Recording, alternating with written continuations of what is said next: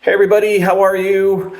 I have had this epiphany over the last 12 hours and I'm just so excited to share it with you that I didn't even put my contacts in or get ready to go to work, which is when I usually make these videos. So I'm sitting in my apartment. You may meet my cat Goose because she likes to work with me. But let me share you about this just kind of epiphany I had yesterday. And the epiphany was basically this, that a lot of times we think of our listings or our products or our designs as art projects, right?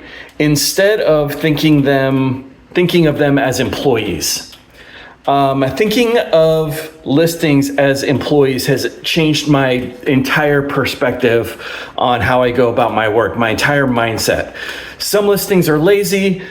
Some are rock stars, some cost you money, some need to be fired, okay? And so I want to explain how this weird mindset shift has helped me treat my print-on-demand business, my Etsy shop, like a business and not an emotional roller coaster. So if you're new around here, my name is Brandon. I started my first print-on-demand business a little over a year ago. I primarily sell on Etsy. And I, like you, probably searched YouTube and found all kinds of gurus who were promising 5 easy hacks on Etsy, or this design will make you $10,000 this month. This channel is not that. This is me just making one-shot videos, no editing, no fancy equipment, no microphones, just talking about real-time lessons that I'm learning as I have begun to grow my Etsy business, my print-on-demand business. So welcome. Here is the emotional trap that we fall into. We tend to think of every listing at first as very personal. We spend time designing it, we spend time editing it, tweaking it, publishing it, throwing it out into the universe, and then hoping that this is the one listing that is going to change the course of our business. And then that listing gets no sales, no traffic, no favorites, it burns our ad money, and then we begin to think, at least I do, maybe I'm not very good at this. Why isn't this working? Why am I not getting what I want out of this? I spent all this time and money and effort and energy into doing this thing and it's not producing any results. Maybe I'm not good at this. And then the thought I had was that businesses don't survive by emotionally attaching themselves to any one product or any one design. That's when I started to think that maybe we should begin to think of our listings as employees, okay?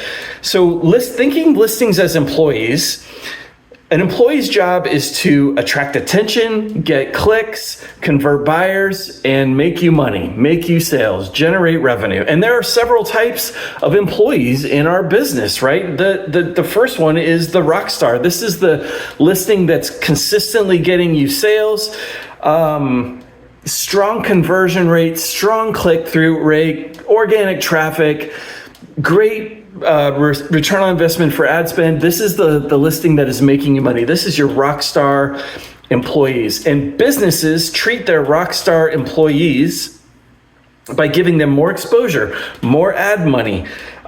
These are the guys who are quietly paying your bills, okay? There's another type of employee. I have a lot of notes here. There's another type of employee who has potential. They get favorites, they get clicks, they get traffic, but maybe they don't generate any sales. So this is the guy that interviewed very well for you, but can't close the deal.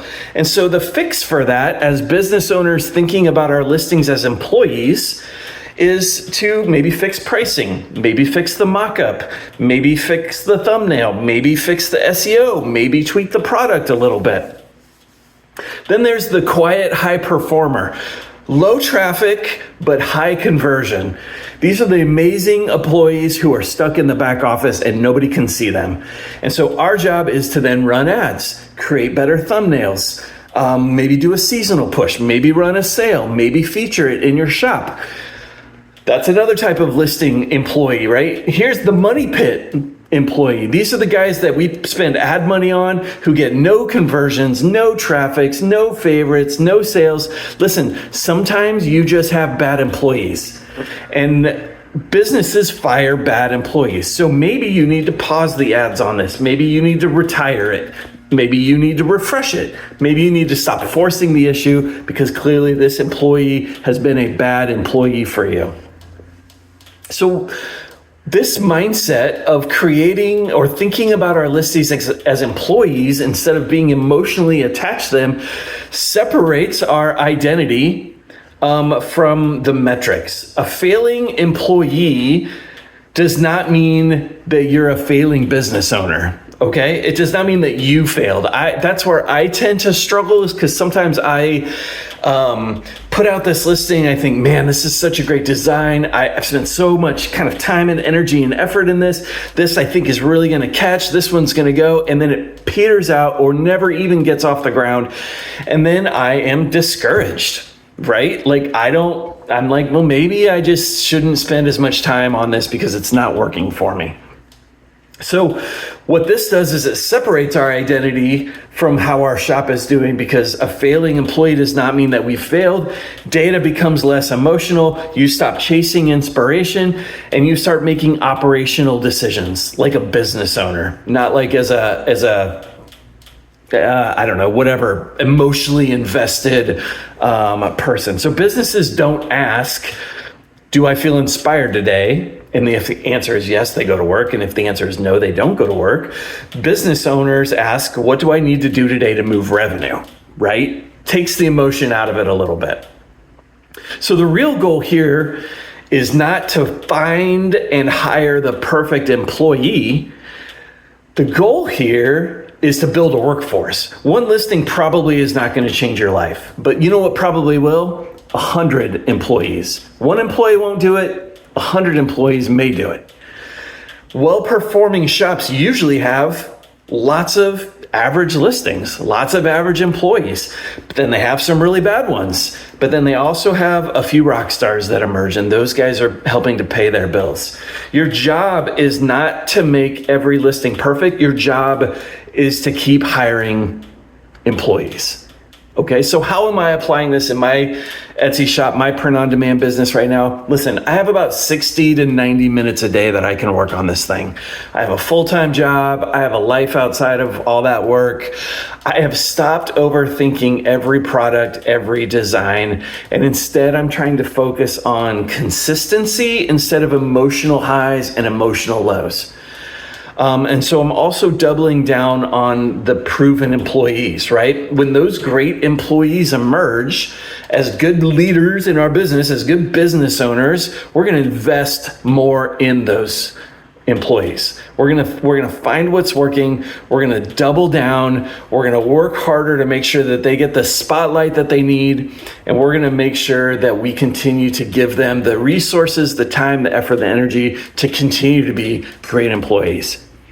The employees that suck probably don't deserve a whole lot of our time or attention. We're going to set those off to the side. We're going to either let them expire, or we're just going to let them run their course. We're going to stop spending money on them. We're going to stop investing time in them.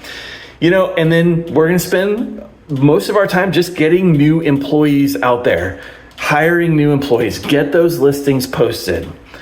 So maybe your shop doesn't need that one magical listing, right? Maybe what your shop just needs is more listings.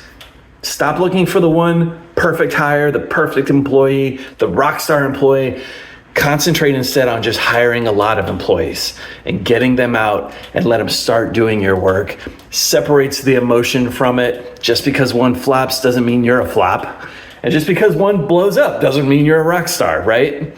Consistency, consistency, consistency. So hopefully this is helpful. It's been helpful for me to really think on over the course of the last several hours, and has really kind of shifted my approach to how I think about my print-on-demand business, my Etsy shop. If this is helpful for you, I'm glad. If you're new here, I would love for you to subscribe and follow along. This is just real-time stuff. Leave a comment. Is this helpful? Is it not helpful? What's working for you? What's not working for you? What do you want to talk about? What would you like to hear about? And click subscribe and follow along. This is pretty much as real as it gets. So wherever you're at in the world, I hope you have a great day, and start thinking like a business owner, right? Instead of a somebody who's on an emotional high or an emotional low, emotional roller coaster. Think like a business owner. Consistency shows up. Hire a lot of employees. Let them do the work. And invest your time, effort, and energy wisely in the ones that are performing for you. All right? Have a good weekend, everybody. We'll see you soon.